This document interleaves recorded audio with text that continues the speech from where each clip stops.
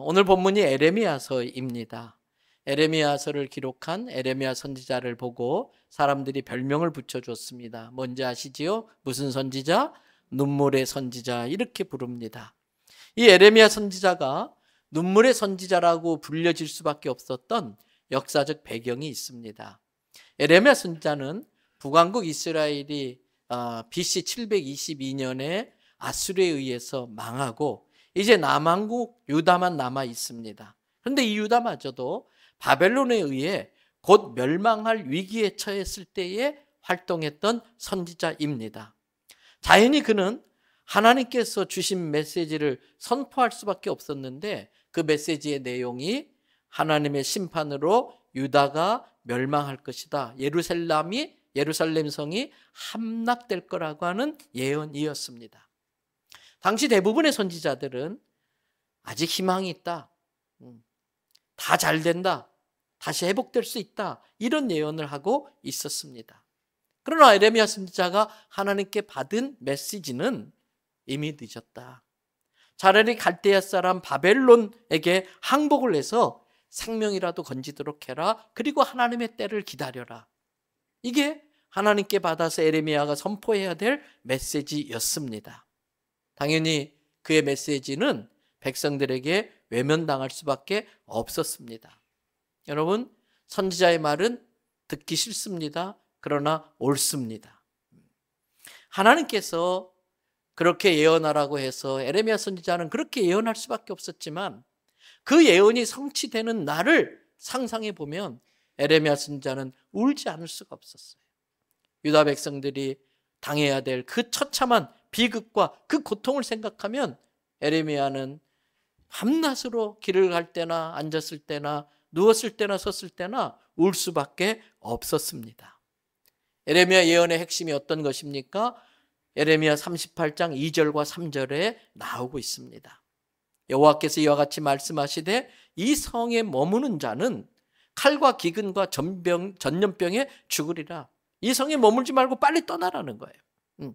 그러나 갈대인에게 항복해가지고 바벨론으로 포로로 잡혀가는 자는 살 것인데 그는 노량물을 얻듯이 그의 목숨만은 건질 것이라는 거예요. 3절, 여호와께서 이와 같이 말씀하십니다. 계속해서 에레미야 선지자가 지금 예언을 선포하는 거예요.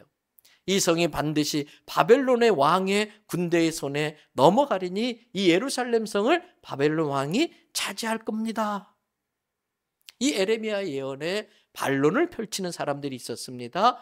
38장 1절에 그 사람들의 명단이 나오고 있습니다. mat단의 스바데아를 비롯해서 몇몇 사람들입니다. 이들은 끝까지 바벨론과 싸우자는 주장을 하고 있습니다. 그러면서 바벨론에게 항복하자고 하는 이 에레미야를 두 가지 이유를 들어서 죽여야 된다고 왕에게 지금 청하고 있는 겁니다. 왜 죽여야 되는지 38장 4절을 한번 같이 읽어봐 주시겠습니까? 이에 그 고관들이 왕께 아뢰되 이 사람이 백성의 평안을 구하지 아니하고 재난을 구하오니 청하건대 이 사람을 죽이소서. 그가 이같이 말하여 이 성에 남은 군사의 손과 모든 백성의 손을 약하게 하나이다. 두 가지. 첫째는 에레미야가 잘못된 예언으로 성 안에 남아있는 군사들의 손과 백성들의 사기를 떨어뜨린다는 거예요. 두 번째는 예루살렘이 나라의 좋은 예언을 하지 않고 축복의 예언을 하지 않고 멸망의 예언을 함으로써 국가의 안보를 해치고 있다고 하는 겁니다.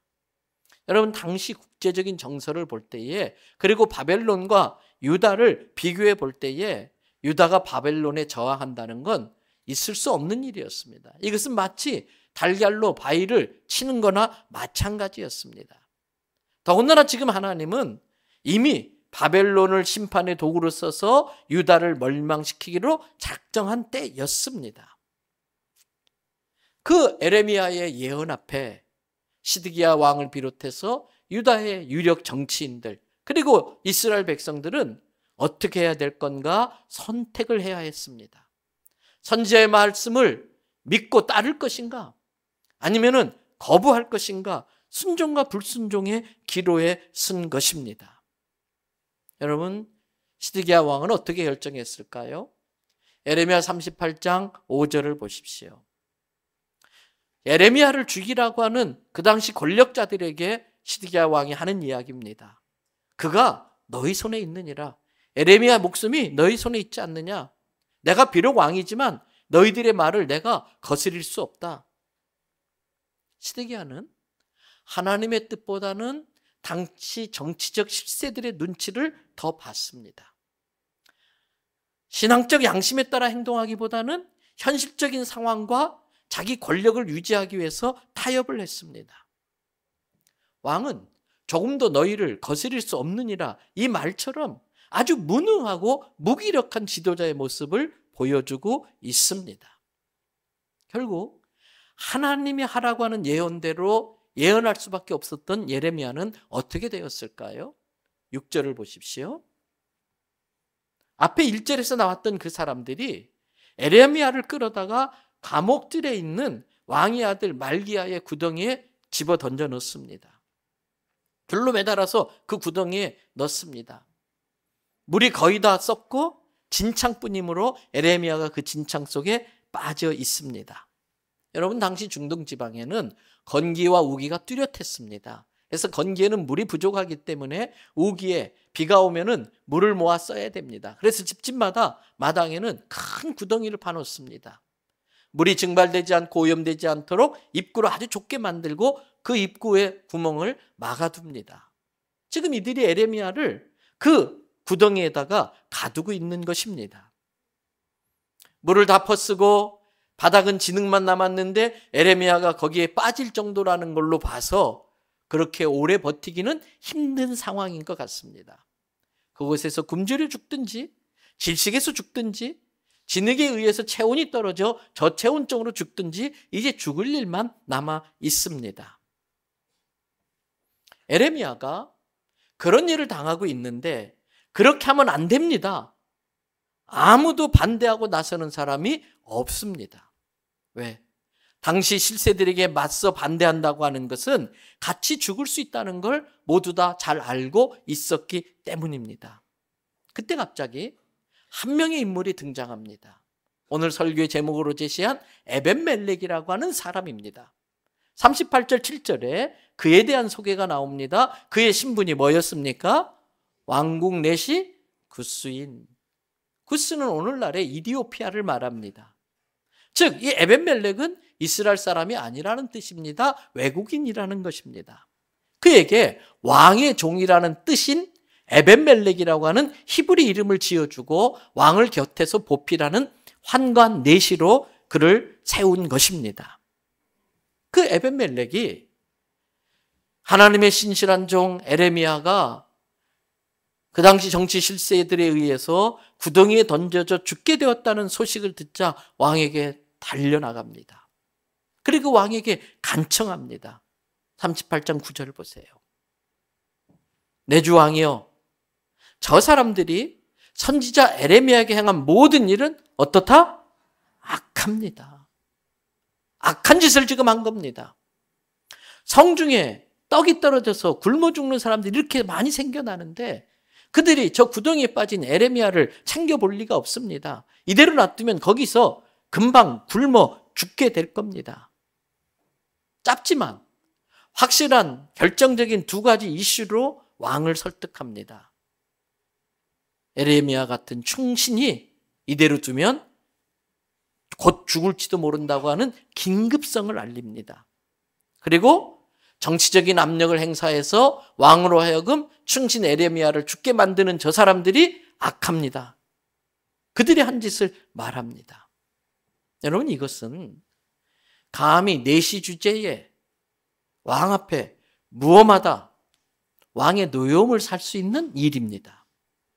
또 이방인입니다. 애국 사람입니다.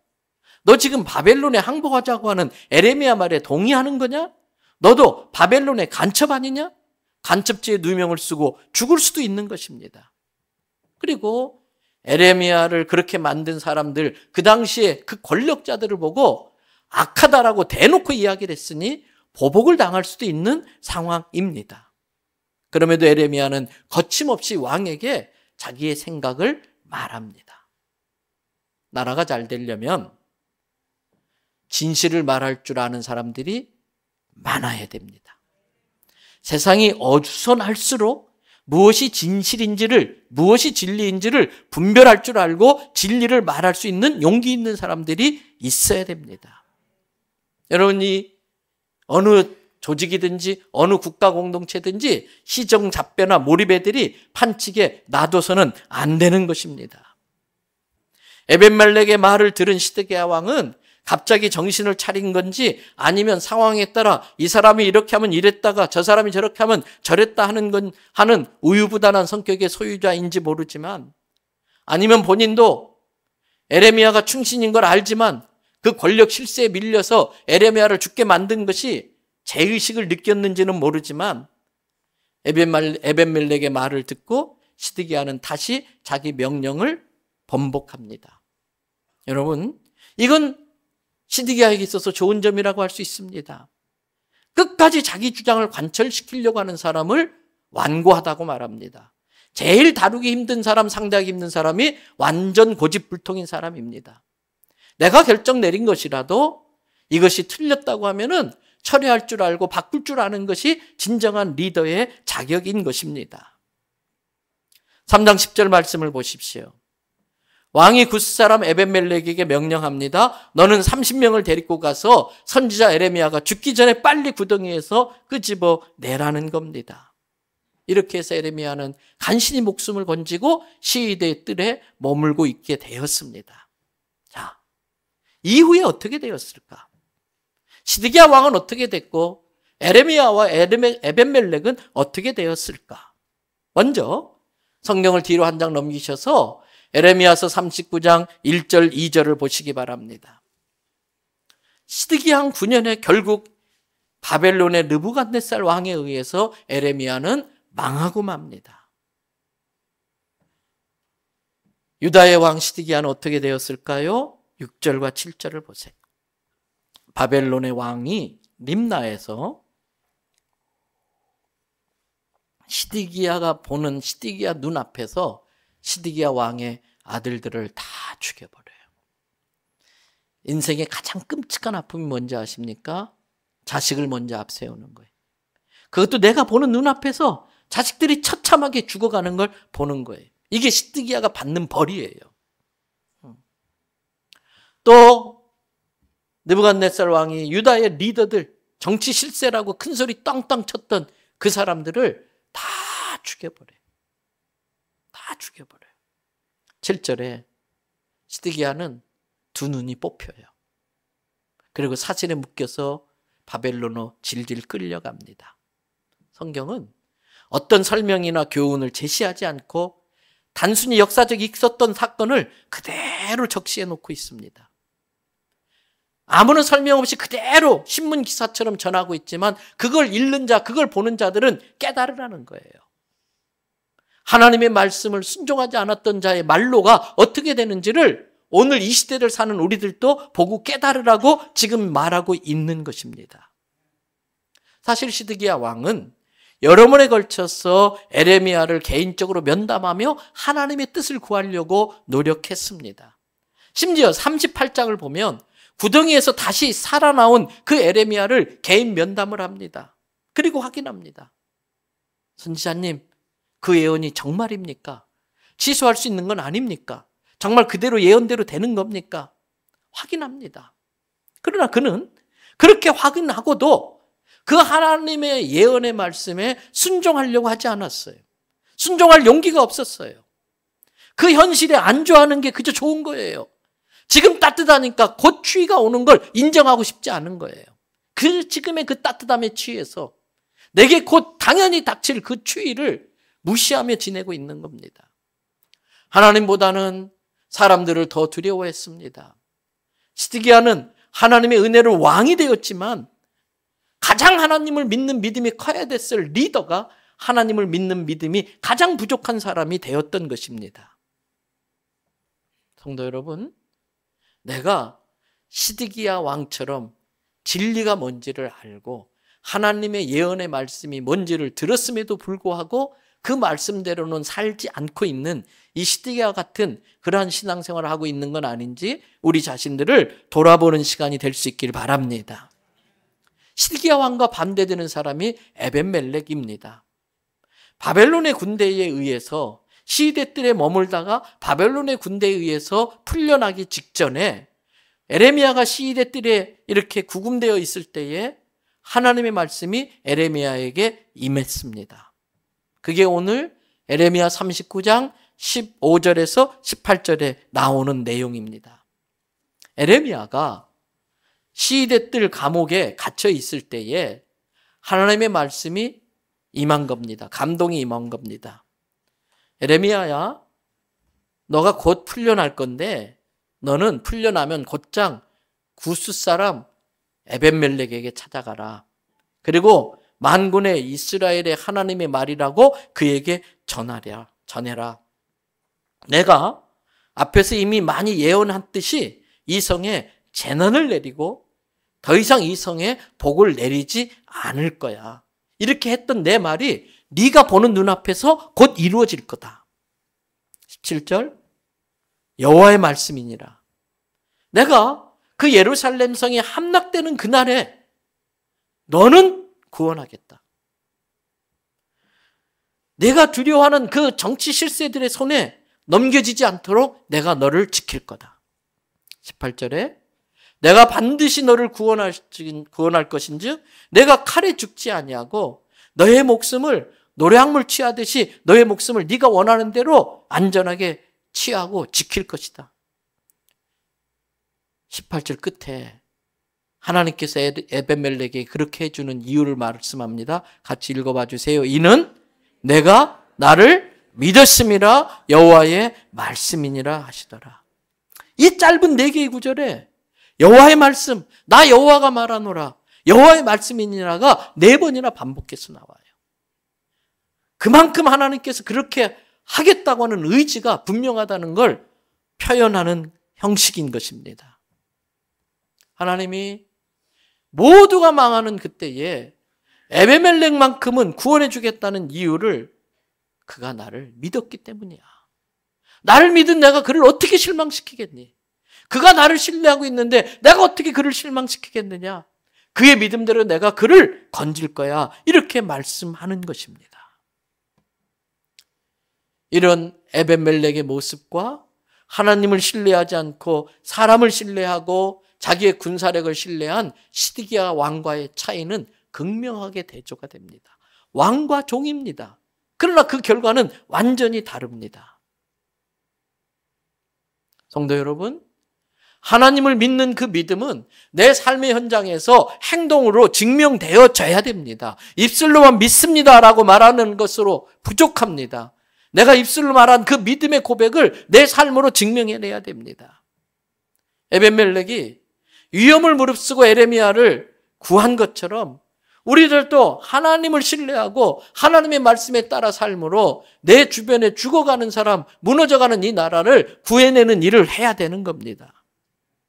말씀대로 산다는 건 많은 부담이 따르는 일입니다. 에레미야 선지자처럼 우리도 그 구덩이에 빠뜨려질 수 있습니다. 하나님의 사람답게 정직하게 사느라고 재정적인 손해를 볼 수 있습니다. 눈만 한번 질끈 감으면, 하나님 앞에 등 한번 돌리면 한몫 크게 챙길 수 있는데도 내가 예수 믿는 사람이기 때문에 그렇게 할 수 없을 때가 많이 있습니다. 말씀을 따라 사느라고 승진의 기회를 놓칠 수 있습니다. 말씀대로 사느라고 세상의 성공의 기회를 기꺼이 포기해야 할 때도 있습니다. 물질을 쓸 때도 내 마음대로 쓰려고 하는 것이 아니고 정말 내가 이 물질을 주신 하나님의 뜻대로 물질을 쓰고 있는가 그걸 확인하면서 써야 하는 것입니다. 영적인 예민함을 가지고 긍휼의 마음과 사랑의 마음을 가지고 나의 말 한마디가 죽음에서 그 사람을 살려낼 수 있는 상황에 처해 있는 사람은 없을까? 나의 아주 작은 도움이 그 사람을 절체절명의 위기에서 살 소망을 갖게 만들 수 있는 그러한 상황은 없을까? 주변을 살펴야 되는 거예요. 나한테는 아주 작은 도움인데 그 사람에겐 인생이 좌지우지되는 그런 일들을 우리가 할 수 있다는 것입니다. 여러분, 예수 믿고 하나님께 축복받아 잘 사는 거, 그게 목적이 되면 안 됩니다. 그건 무당하는 짓입니다. 분명히 하나님은 자기 자녀를 책임져 주시고 축복해 주는 건 맞습니다만 그것이 목적이 되는 것이 아니고 우리가 사명을 따라 살면 하나님께서 그걸 기특하게 여겨서 축복해 주시는 거예요. 예수 믿으면 복 받고 잘 산다. 그거 아니에요. 예수 믿고 구원받고 하나님의 구원의 은혜가 감사해서 사명 감당하며 살다 가시기 바랍니다. 여러분, 그러나 이렇게 예수 믿는 게 쉽진 않지만 오늘 우리는 에벤멜렉의 그 끝을 보면서 위로를 받고 절망 중에서도 소망의 끈을 놓지 않을 수 있는 것입니다. 과정에는 힘들지만 결과는 에벤멜렉이 이겼습니다. 결과는 에레미야가 옳았습니다. 과정은 어려웠지만 에벤멜렉과 에레미야에게는 하나님의 돌보심과 보호하심과 축복이 있다는 걸 우리는 보고 있습니다. 전쟁의 소용돌이 속에서 예루살렘이 무너지고 황폐화되는 비극적인 이스라엘의 역사 가운데에서 하나님의 심판이 한참 진행되는 그 와중에서도 하나님은 이방인 한 사람, 외국인이라고 왕따당하고 따돌림 받을 수 있었던 그러한 이방인 한 사람, 내시에 불과한 왕의 종에 불과한 그 한 사람을 눈여겨보고 있었어요. 이스라엘의 중심에 실세에 있었던 사람에게 하나님이 관심이 있었던 것이 아니라 변방에서 하나님의 말씀대로 살려고 하는 그 외국 사람, 그 한 사람에게 하나님의 눈이 머물고 있었습니다. 그의 이름을 기억해 주셨습니다. 그의 구원을 보장해 주셨습니다. 예루살렘 성이 망하고 여호와의 전이 파괴되는 그 비극 속에서도 하나님은 하나님을 신뢰하고 있는 그 한 개인을 잊지 않으셨습니다. 이유는 하나입니다. 그가 나를 신뢰했는데 내가 어떻게 그를 실망시키겠느냐 였습니다. 실은